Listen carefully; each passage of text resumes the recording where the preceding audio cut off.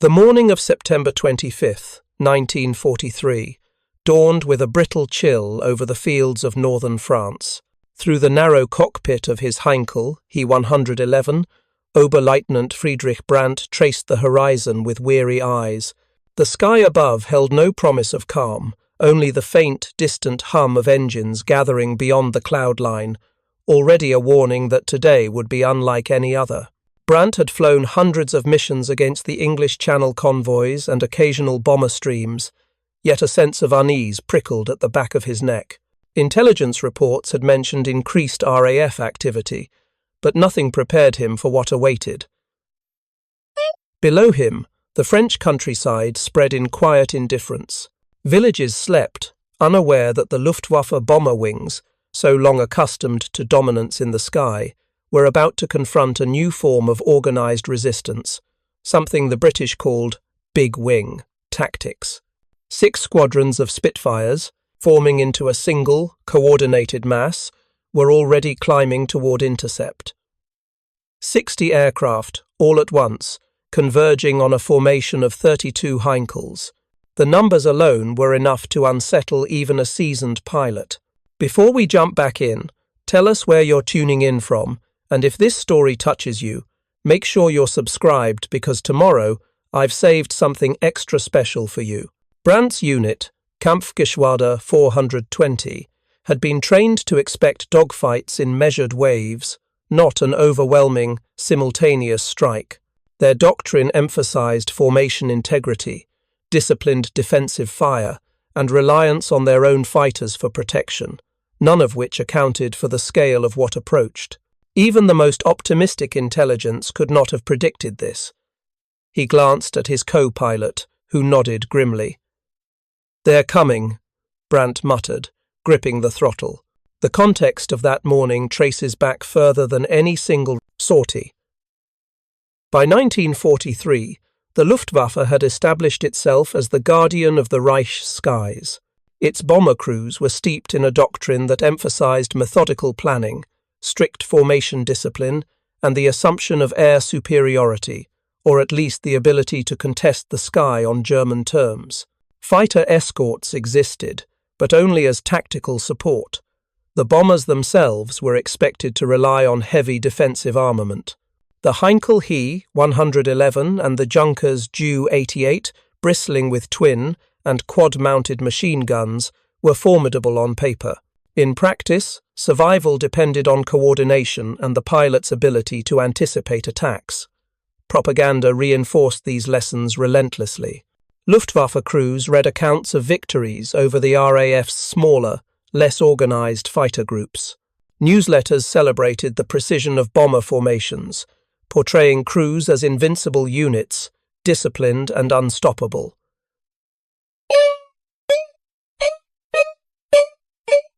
Stressed courage under fire, the nobility of defending the Reich, and the shame of retreat. Brandt and his colleagues had internalized these messages, believing that with proper execution, they could survive even the most ambitious RAF strike. Yet the very foundations of this confidence rested on an assumption that the RAF could not concentrate overwhelming force quickly.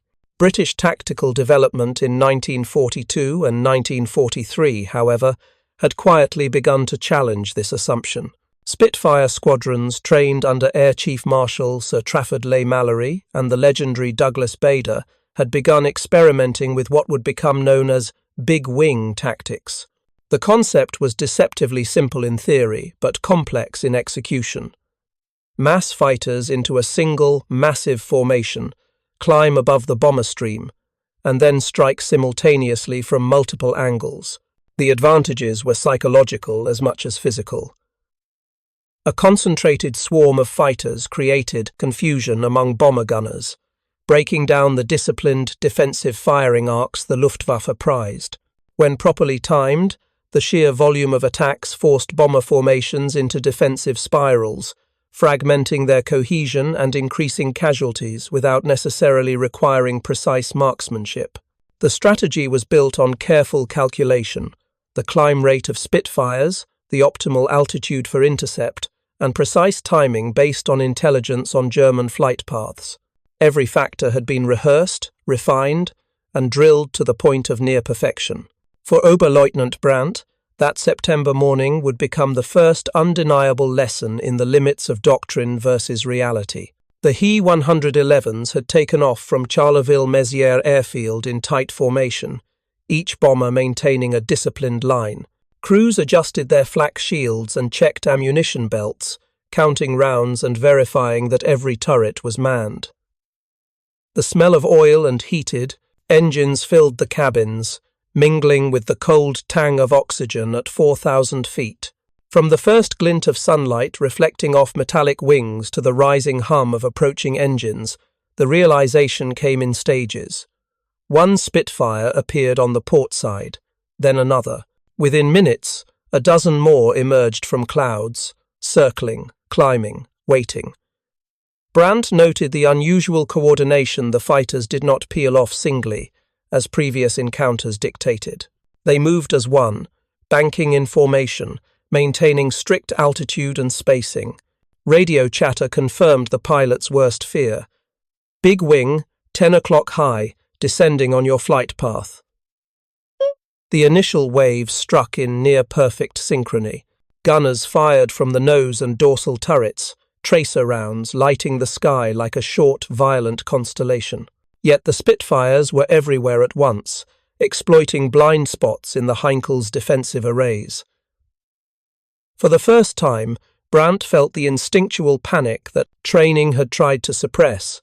Defensive fire became chaotic. Gunners fired at targets disappearing almost before the rounds left the barrel. He realized with dawning horror that the RAF had weaponized coordination itself, turning numbers into an almost tangible force against which skill and preparation alone offered insufficient defense. By mid-morning, the Luftwaffe formation had climbed to 17,000 feet, still maintaining its diamond-shaped integrity. Oberleutnant Brandt's eyes scanned the sky, tracking the dark silhouettes of the incoming Spitfires. Each aircraft's profile was familiar from intelligence photographs, yet seeing them in such numbers triggered an instinctive recalibration. No training had prepared the He 111 crews for 60 Spitfires coordinated in a single strike. The big wing concept was a product of necessity and audacity. Following repeated RAF raids over France in 1942, British commanders recognized the inefficiency of small squadron intercepts. Individual squadrons often arrived too late to engage fully, giving bomber crews precious moments of unchallenged transit over occupied territory. The solution required concentration. Dozens of fighters massed at altitude, poised to dive in a single, overwhelming maneuver. The approach demanded meticulous timing. Spitfires, each powered by the Rolls-Royce Merlin engine, climbed at a rate of roughly 2,500 feet per minute, and with careful planning, the entire formation could converge above a target just as German bombers reached their most vulnerable altitude. For the bomber crews, the first wave of Spitfires struck from the port side, their approach nearly invisible against the patchy morning clouds. Brandt felt the shudder of flak rounds impacting the fuselage near the wing roots, the sharp smell of burnt cordite filling the cockpit. His navigator, Hauptmann Dietrich, cursed under his breath, calling out targets to the dorsal gunner. Each command was precise but frantic, a testament to the training ingrained over countless sorties. Yet, no matter how disciplined, the Heinkels could not respond effectively to the simultaneous dive of multiple fighters. Tracer rounds converged and diverged across the sky, but many Spitfires passed through blind spots undisturbed. The psychological impact was immediate. Bomber crews had been trained to view the Spitfire as a manageable threat, fast, maneuverable, but individually predictable. Now, overwhelmed by a seemingly endless wave, the defenders experienced what Brandt would later recall as a profound sense of dislocation. It was as though the sky itself had turned against us, he wrote in his post-war memoirs. We had prepared for combat, yet nothing in the manuals, nothing in our experience, prepared us for the sheer number of them. Preparing and narrating this story took us a lot of time, so if you are enjoying it, subscribe to our channel. It means a lot to us. To the story. RAF planning emphasized more than numbers. Each Spitfire pilot was instructed on positioning relative to both the bombers and fellow fighters, forming what the British called a finger four within the larger big wing structure. This allowed for flexible engagement. Pilots could exploit blind spots, dive, climb, and weave without fracturing the overall formation. Communication relied on a combination of radio signals and visual cues, wings, flaps, and canopy movements. A silent choreography honed in countless practice sorties over southern England. By contrast, the Luftwaffe bomber doctrine had assumed the chaos of combat would be gradual and manageable. The big wing shattered that assumption in moments. As the first wave of Spitfires began their initial dive, the German gunners responded with everything at their disposal. Brandt's dorsal gunner, Feldwebel Klaus, opened fire with a twin-mounted MG-15 machine gun, sending tracer rounds into the approaching fighters. Several Spitfires executed evasive roles, but the concentrated attack forced the Heinkels to adopt a defensive spiral, breaking formation integrity. Even minor deviations from formation invited disaster. Gaps in the defensive coverage allowed Spitfires to pass through without resistance, targeting engines, crew compartments, and fuel tanks. The scale of destruction was stark. Within 20 minutes, 2 Heinkels had taken direct hits in the starboard engines. Fire spread along the fuselage, and crewmen were forced to bail out over French farmland. The remaining bombers attempted evasive maneuvers, but each adjustment made the formation more vulnerable. Brandt's own aircraft suffered near misses from cannon fire, shaking the fuselage and sending instruments skittering across the cockpit panel. The contrast between training and reality had never been clearer. Theory provided a map, but the map could not account for the overwhelming force of 60 coordinated Spitfires. RAF records indicate that on this particular engagement, the big wing achieved approximately a 33% attrition rate on the German bomber formation in a single pass. Contemporary German reports, now declassified, confirm the psychological toll. Surviving crews reported that defensive firing became almost instinctual, devoid of calculated aim, a reflex born of desperation.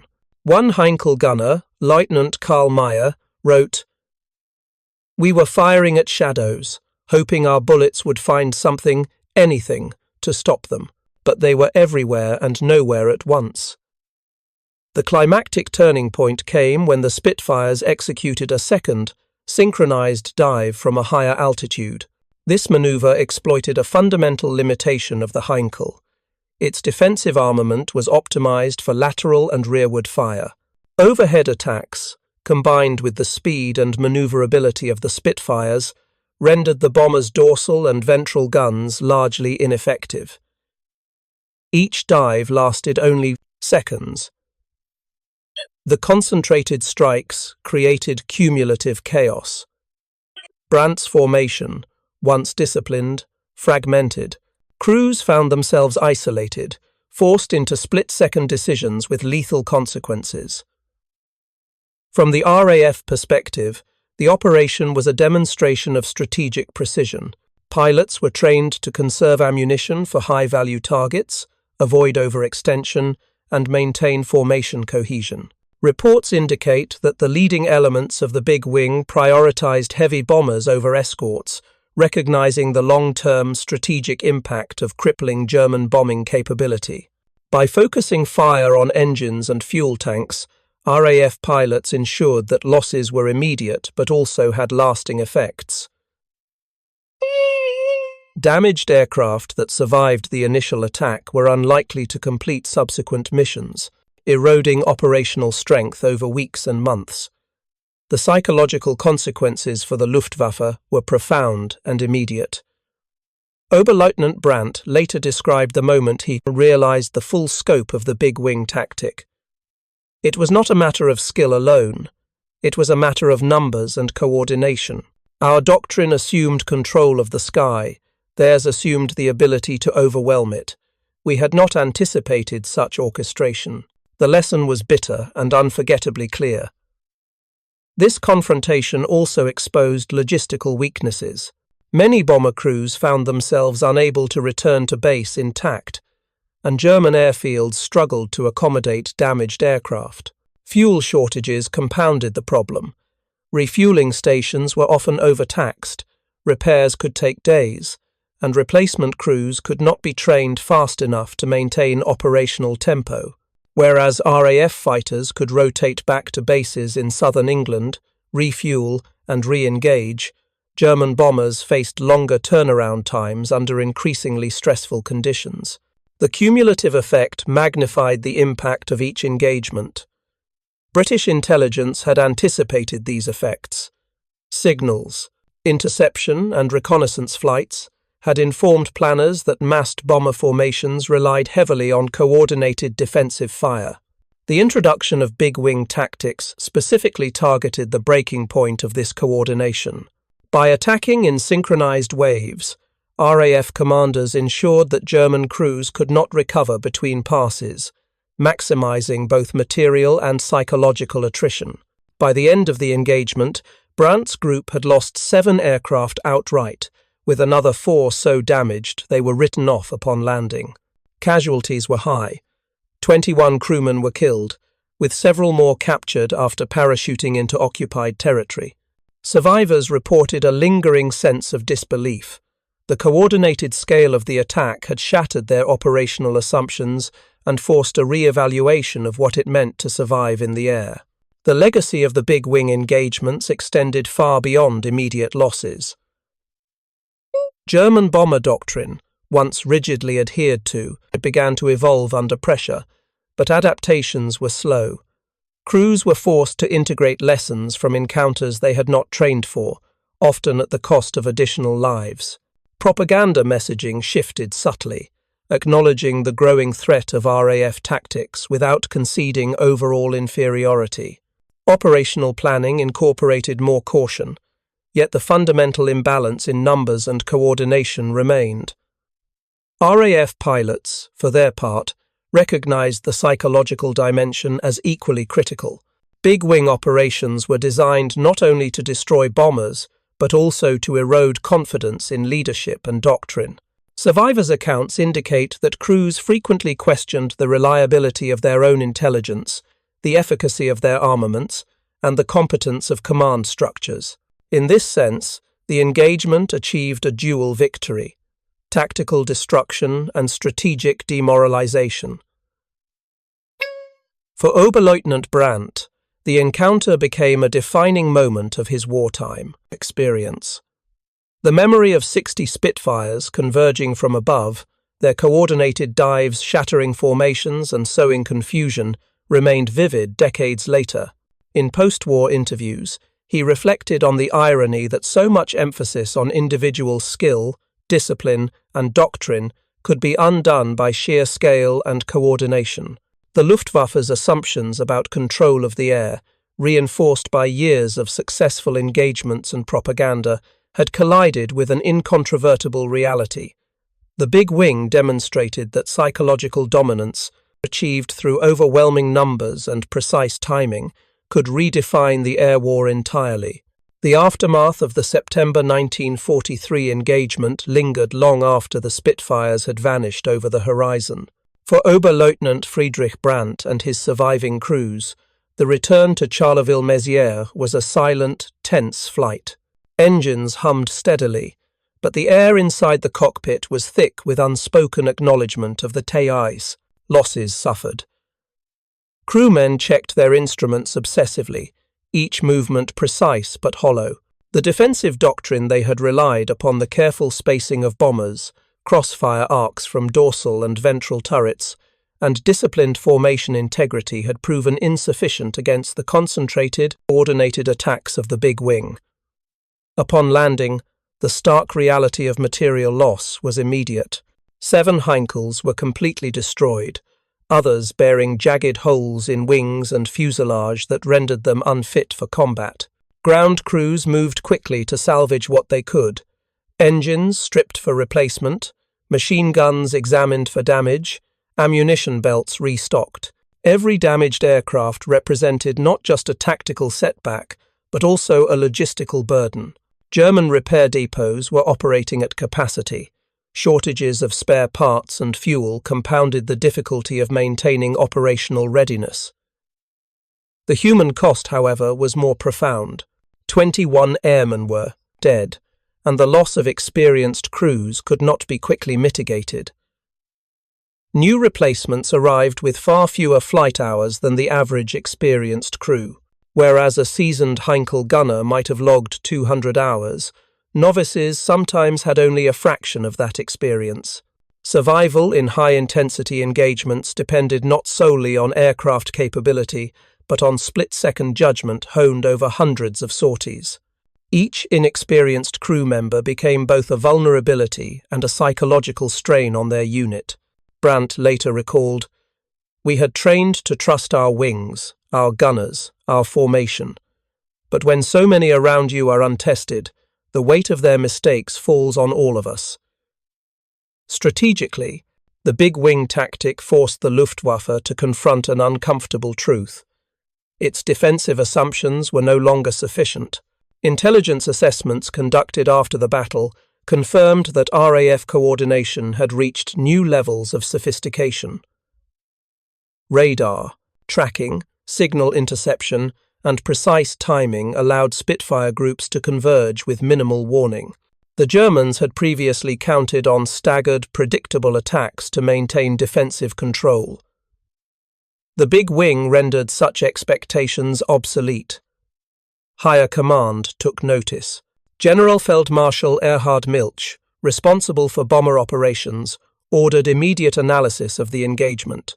Reports highlighted not only the numerical superiority of the RAF formation, but also the operational integration that made their attacks so devastating. Tactics once deemed adequate concentration on formation integrity and reliance on dorsal gun coverage were insufficient against simultaneous multi-angle attacks. Recommendations for future sorties included tighter coordination with Luftwaffe fighter units, changes in defensive gunnery patterns, and increased emphasis on early warning systems. Yet, practical implementation was hampered by the same shortages that plagued operational readiness: fuel, aircraft, trained personnel, and repair capacity. The psychological toll extended beyond individual crews to entire bomber wings. Propaganda had long presented the Luftwaffe as an almost invincible air arm, capable of controlling skies over France, the Low Countries, and eventually the Reich itself. This image, meticulously maintained in newsletters, radio broadcasts, and internal briefings, suffered a subtle but profound fracture.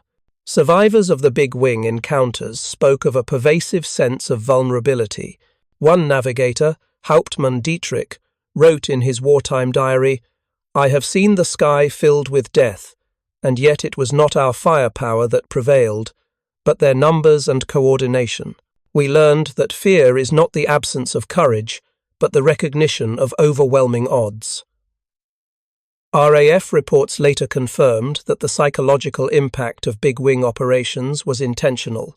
British planners recognized that fragmenting formations and overwhelming gunners not only reduced bomber survivability, but also forced the Luftwaffe to expend experienced crews at a higher rate. The RAF sought to erode the Germans' operational confidence as much as their material strength. The tactic's efficacy was evident in subsequent raids.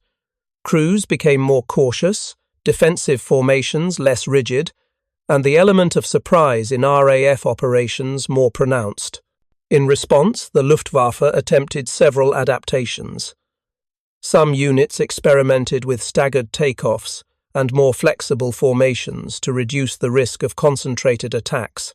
Defensive gunnery patterns were modified, with increased emphasis on vertical coverage. Certain bomber wings coordinated with fighter units for tighter escort strategies. Yet, these measures addressed symptoms rather than the structural vulnerability. The ability of massed, coordinated fighters to impose psychological pressure on the bomber crews could not be eliminated without changing the broader strategic balance of air power. Brandt's reflections capture the deeper lesson. In post-war interviews, he emphasized that the encounter with the big wing exposed the limits of doctrine divorced from adaptive strategy. "We believed in training, discipline, and the strength of our machines," he said. Yet it was the orchestration of the enemy, how they moved as one, how they struck together, that broke our assumptions. Machines alone do not win battles. Coordination and the will to act decisively do. Material consequences reinforced this insight. The Luftwaffe faced a slow erosion of operational effectiveness. Replacement aircraft could be built, but experienced crews were irreplaceable in the short term. Each lost veteran reduced tactical flexibility, forcing units to fly with higher proportions of inexperienced personnel.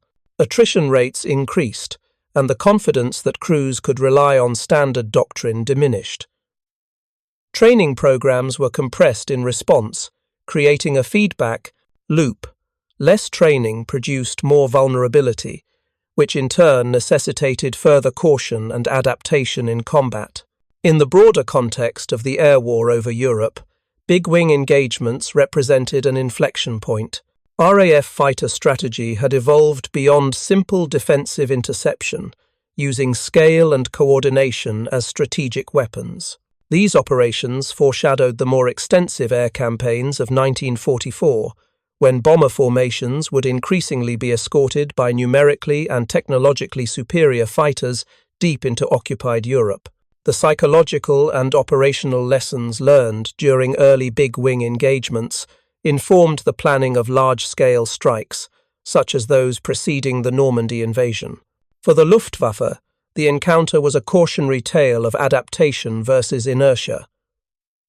Early victories had fostered doctrinal rigidity, the belief that disciplined formations could withstand isolated threats.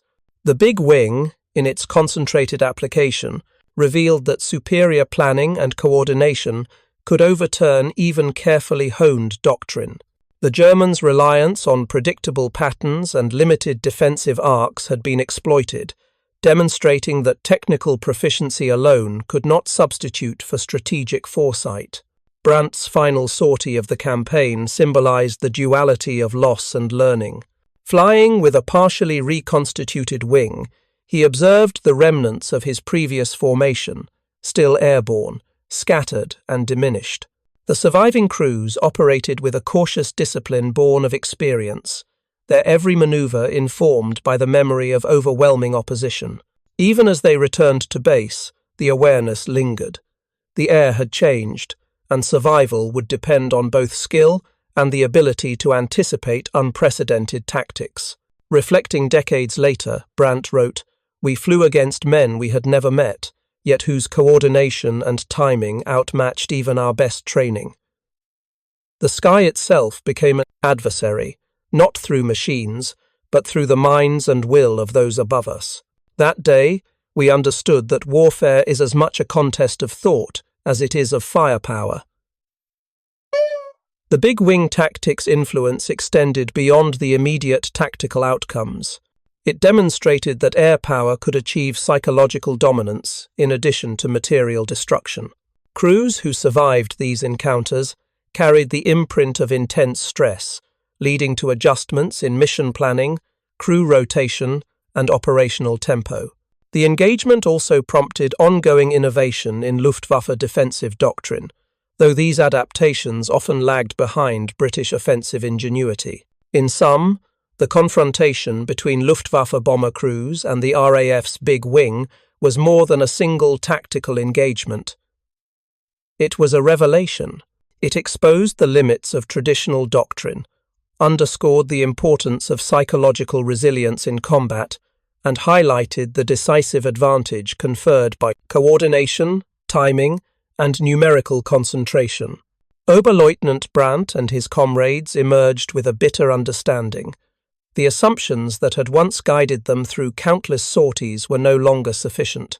The air war, once predictable and controlled, had become an arena where human ingenuity and adaptive strategy could redefine the rules entirely. This lesson resonates beyond its historical moment. It illustrates how even well-trained, disciplined forces can be undone by an opponent who leverages scale, timing, and coordination with precision. For Brandt, for the Luftwaffe, and for the broader course of World War II, the big wing engagements marked a shift not merely in tactical practice, but in the perception of what air power could achieve. The sky over northern France in 1943 had become a crucible of innovation and adaptation, teaching a lesson that neither doctrine nor experience alone could have prepared its participants to understand fully. Up next, you've got two more standout stories right on your screen. If this one hit the mark, you won't want to pass these up. Just click and check them out. And don't forget to subscribe and turn on the notification bell so you don't miss any upload from us.